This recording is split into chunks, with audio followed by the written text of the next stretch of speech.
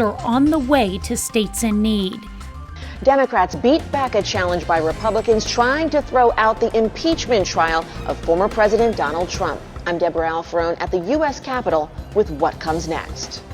And the NFL is honoring 3 Americans for helping their communities during this challenging year. The 4 states' most watched news starts now. The White House sets its sights on boosting the nation's COVID-19 vaccination effort. This is KOAM News at Noon. I'm Tanya Bach. Topping our first 7 minutes, President Biden said the government will soon begin shipping 10 million doses every week to the states. That's a 16% increase over the current level. He also announced a plan to buy another 200 million doses from Moderna and Pfizer.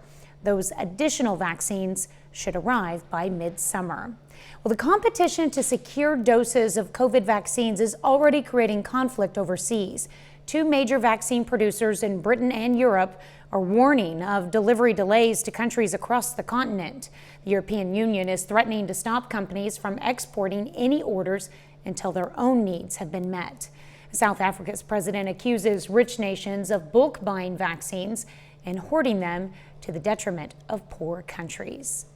The Crawford County Health Department establishes a vaccine connection with the community in the form of a registration hotline. Right now, it's open to those ages 65 and older who want to receive a COVID-19 vaccine. You simply call in. The number is right there on your screen. Provide the operator with your name, date of birth, and phone number, and they'll help register you to get a shot. Officials do want to remind folks that vaccine supply is limited, so expect a wait of at least 2 to 6 weeks. Well, your morning commute may have been a little wintry, let's say, this morning. Michael Hayslip joins us with the first look at the forecast. But once again, I'm going to reiterate the fact that we were able to escape the freezing precipitation was really important. You know, snow is just so much easier to drive in. If I tell you, hey, you got your choice between sleet, freezing rain, or snow, it didn't really turn out that bad. Now, here's the nice thing, because, and I'm going to do a little shout out later to our DOT workers who did a marvelous job. We had very limited storm reports of roads that were even partially covered, and we greatly thank all of you for your hard work. Now, we're still mired in cloud cover, but if we remove that and take a look at the sweeping radar, look how fast that snow's already moved all the way to the Mississippi. So we're clear on the backside of it. We've got high pressure moving in, and that's also going to help us with a little afternoon sunshine. One thing we are going to be stuck in today, though, cold temps. Wind coming in from the north. It's not blustery by any means, but it certainly makes a dent as far as our temperatures go. So we're only going to top out, say, about 35, 36 degrees by the time we get into the afternoon hours. Overnight, back down below freezing. Key factor about that, all that snow, is going to turn into some slippery ice, especially on sidewalks. Want everybody to be very, very careful, especially if you're ushering somebody who's of an older age. I just thought about that when I was outside a little bit ago, and I looked at our sidewalks outside and I was like, okay, let's be very, very careful. If you have some salt, great time to put it down. If you missed it yesterday, you can still put it down right now. Let's help the refreeze from tonight. Now, coming up here in just a little bit, Tanya, we're going to talk about snowfall accumulation and a couple records that were set this week alone. All right, we haven't talked about records in a Hashtag while. Record Watch 2021. Looking forward to that. Thanks, Michael. Well, Senator Patrick Leahy of Vermont, who will be presiding over former President Donald Trump's second impeachment trial, is back at work. The 80-year-old Democrat went to the hospital yesterday, hours after he swore in his fellow senators as jurors in the trial. Deborah Alfarone reports from Capitol Hill. Vermont Senator Patrick Leahy returned to the Senate Wednesday after going to a Washington, D.C. hospital Tuesday evening for observation. Will all senators now rise and raise their right hand? The 80-year-old Democrat sought medical attention hours after administering the oath to his fellow senators in former President Trump's impeachment trial. Leahy will preside over the trial, which Kentucky Senator Rand Paul tried to have dismissed on constitutional grounds. This proceeding, which would try a private citizen and not a president, a vice president, or civil officer violates the Constitution. The effort failed, but only 5 Republicans sided with the Democrats. 17 Republicans would need to join with Democrats to convict the former president of inciting the deadly assault on the Capitol. South Carolina attorney Butch Bowers will represent Mr. Trump. In an interview with the Washington Post, Bowers would not say if the former president will appear at the trial or if he will call witnesses. He told the paper, "You'll see our case when we present it, and I think the facts and the law will speak for themselves." As investigators continue to look into the events of January 6th, acting Capitol Police Chief Yogananda Pittman apologized to lawmakers, saying the department knew that militia groups and white supremacists, possibly armed, would be coming to D.C. January 6th. Pittman acknowledged the department failed and should have been more prepared for the attack. Deborah Alfarone, CBS News, Capitol Hill. Federal investigators have opened up cases into more than 400 potential suspects and expect to bring sedition charges against some of them very soon. That's a look at today's top stories and weather in our first 7 minutes. Up next on KOAM News at Noon, a big reveal from the NFL this morning, how the organization plans to recognize modern heroes of our country. And later, we're making buffalo cauliflower in the Mr. Food Test Kitchen.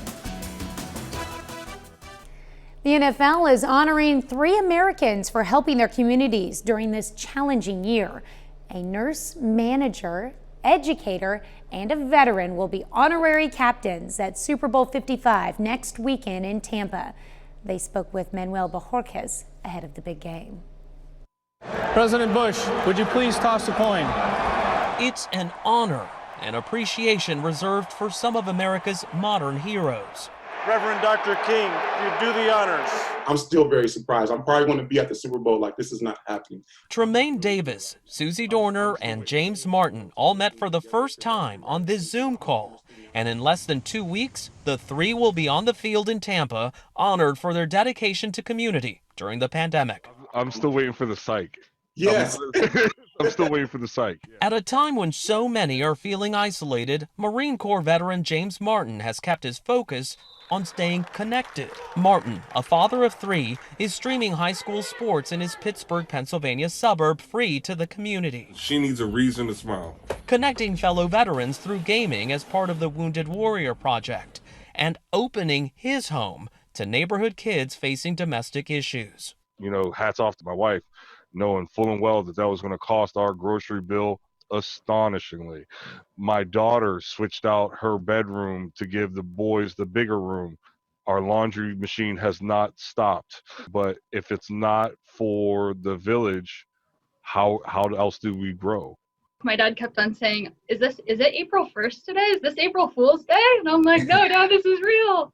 It's physically and emotionally exhausting. Susie Dorner is a registered nurse managing the COVID intensive care unit at Tampa General Hospital in Florida. There's been a personal toll for you as well.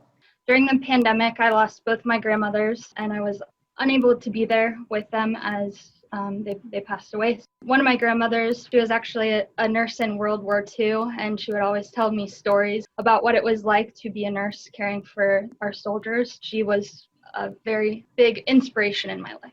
The work that we do at UCLA is a high focus on first-generation college-going students and also students of color. I'm hoping that you will have more than... Tremaine Davis has worked in higher education his entire career, now at UCLA, providing mentorship and opportunity to the underserved. He's been a beacon for his students during the pandemic, securing laptops and tablets for remote learning, internet access, and mental health support, all while supporting his family at home. I'm going to use this to make sure that I represent for all of us that work in these spaces, to be that example of that we do amazing work day in and day out. And if there's one thing that I can be thankful for in regards to the pandemic is the fact that we got a chance to showcase that. It seems like for all of you, the question that drives you is, what can I do to help? The commonality of all of us is that we're in a position of stewardship. We're in a position to serve others. It's because of a nurse that put her head down and said, every day, no matter what the circumstances of going to work, and I'm going to do my best to save people, or a t-shirt that says the world is about to shut down on these kids. So when everybody does the work, we can all do better. On top of the honorary captain's announcement, the NFL has also revealed that it will invite about 7,500 vaccinated healthcare workers from Tampa and the surrounding Central Florida area to attend the Super Bowl, and that all 32 NFL teams across the country will be able to invite healthcare workers from their communities to attend the big game. Manuel Bojorquez, CBS News, Miami. Still to come on the KOAM News at Noon, Mr. Food. The Buffalo Wing craze continues with a new go-along that your gang will absolutely love. Really, no bones about it. But first, Michael Hayslip returns with your complete forecast.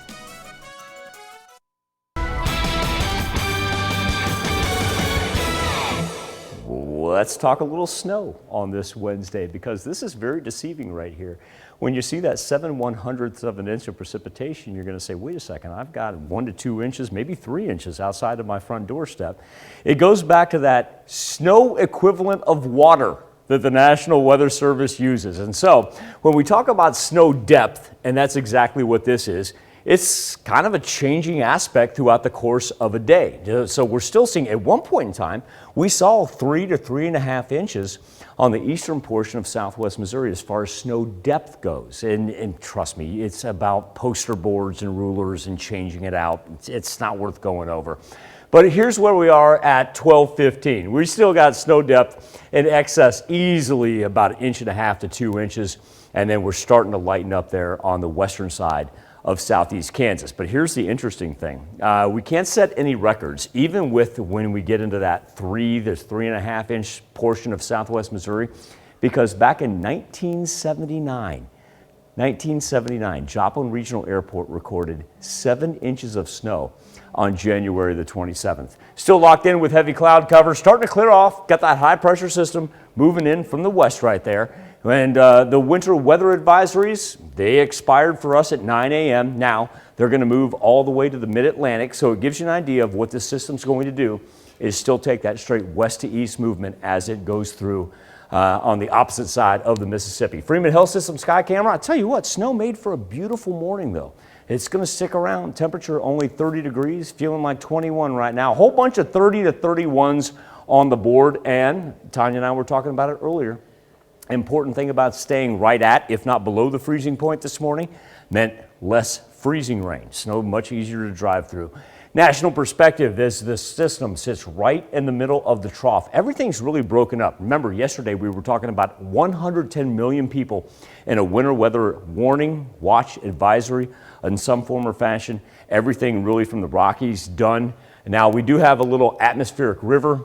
We just don't have time to talk about it today, because we've got our own weather to talk about. Up into the low to mid 30s, good as we're going to get this afternoon, but I think this is a key factor. Number one, we clear off overnight. That means it's going to be very, very chilly. But number two, that means a whole bunch of sunshine for Thursday. And once that sun begins to take effect, Tanya, that wind's going to shift on us, come in from the south. We're going to roll 50s all the way into the weekend, and that means our next shot for precipitation on Saturday, nope. Just going to be rain. I can handle that. By the time, weekend where it's actually in the, and will it feel like it's in the 50s? Oh yeah. Yes. That's southerly wind. We'll take that. Oh yeah, it's going to be nice. We will take that. All right, thanks, Michael. We take this time to honor today's four-state hero, Signalman Third Class Robert Belfield in the U.S. Navy. Pittsburgh, Kansas native served aboard the Bryce Canyon ship in Korean coastal waters during the Korean War. Belfield earned the Good Conduct Medal. To Robert Belfield, we thank you, our four-state hero.